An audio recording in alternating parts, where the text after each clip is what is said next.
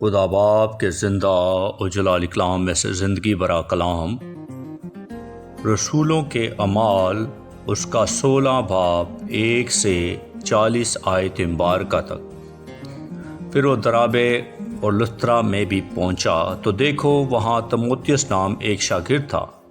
اس کی ماں تو یہودی تھی جو ایمان لے آئی تھی، مگر اس کا باپ یونانی تھا۔ وہ لسترا اور اکنیم کے بھائیوں میں نیک نام تھا۔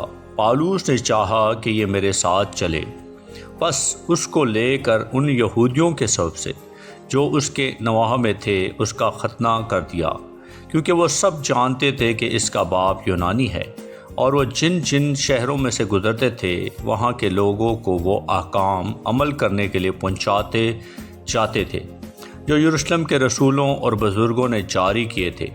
پس کلیسیائیں ایمان میں مضبوط اور شمار میں روز بروز زیادہ ہوتی گئی، اور وہ فرگیا اور گلتیا کے علاقے میں سے گزرے، کیونکہ روح القدس نے انہیں آسیا میں کلام سنانے سے منع کیا، اور انہوں نے موسیا کے قریب پہنچ کر بتویانیا میں جانے کی کوشش کی، مگر یسوع کے روح نے انہیں جانے نہ دیا۔ پس وہ موسیا سے گزر کر طراوس میں آئے، اور پالوس نے رات کو رویا میں دیکھا کہ ایک مقدونی آدمی کھڑا ہوا اس کی منت کر کے کہتا ہے کہ پار اتر کر مقدونیہ میں آ اور ہماری مدد کر۔ اس کے رویا دیکھتے ہی ہم نے فوراً مقدونیہ میں جانے کا ارادہ کیا، کیونکہ ہم اس سے یہ سمجھے کہ خدا نے انہیں خوشخبری دینے کے لیے ہم کو بلایا ہے۔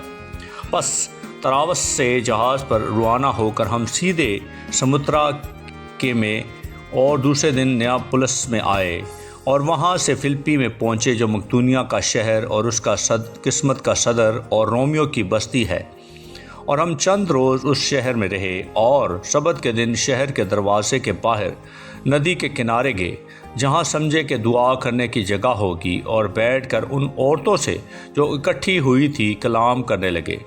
اور توتیرا اور شہر کی ایک خدا پرست عورت لدیا نام کرمس بیچنے والی بھی سنتی تھی۔ اس کا دل خداوند نے کھولا تاکہ پالوس کی باتوں پر توجہ کرے، اور جب اس نے اپنے گھرانے سمیت بپتسمہ لے لیا تو منت کر کے کہا کہ اگر تم مجھے خداوند کی ایماندار بندی سمجھتے ہو تو چل کر میرے گھر میں رہو۔ بس اس نے ہمیں مجبور کیا۔ جب ہم دعا کرنے کی جگہ جا رہے تھے تو ایسا ہوا کہ ہمیں ایک لونڈی ملی جس میں غیب دان روح تھی۔ وہ غیب گوئی سے اپنے مالکوں کے لیے بہت کچھ کماتی تھی۔ وہ پالوس کے اور ہمارے پیچھے آ کر چلانے لگی کہ یہ آدمی خدا تعالیٰ کے بندے ہیں جو تمہیں نجات کی راہ بتاتے ہیں۔ وہ بہت دنوں تک ایسا ہی کرتی رہی۔ آخر پالوس سخت رنجیدہ ہوا اور پھر کر اس روح سے کہا کہ میں تجھے یسوع مسیح کے نام سے حکم دیتا ہوں کہ اس میں سے نکل جا۔ وہ اسی گھڑی نکل گئی۔ جب اس کے مالکوں نے دیکھا کہ ہماری کمائی کی امید جاتی رہی تو پالوس اور سلاس کو پکڑ کر حاکموں کے پاس چوک میں کھینچ لے گئے، اور انہیں فوجداری کے حاکموں کے آگے لے جا کر کہا کہ یہ آدمی جو یہودی ہیں ہمارے شہر میں بڑی کھلبلی ڈالتے ہیں اور ایسی رسمیں بتاتے ہیں جن کو قبول کرنا اور عمل میں لانا ہم رومیوں کو روا نہیں۔ اور عام لوگ بھی متفق ہو کر ان کی مخالفت پر آمادہ ہوئے، اور فوجداری کے حاکموں نے ان کے کپڑے پھاڑ کر اتار ڈالے اور بین لگانے کا حکم دیا، اور بہت سے بین لگوا کر انہیں قید خانہ میں ڈالا، اور داروغہ کو تاکید کی کہ بڑی ہوشیاری سے ان کی نگہبانی کرے۔ اس نے ایسا حکم پا کر انہیں اندر کے قید خانہ میں ڈال دیا اور ان کے پاؤں کاٹھ میں ٹھونک دیے۔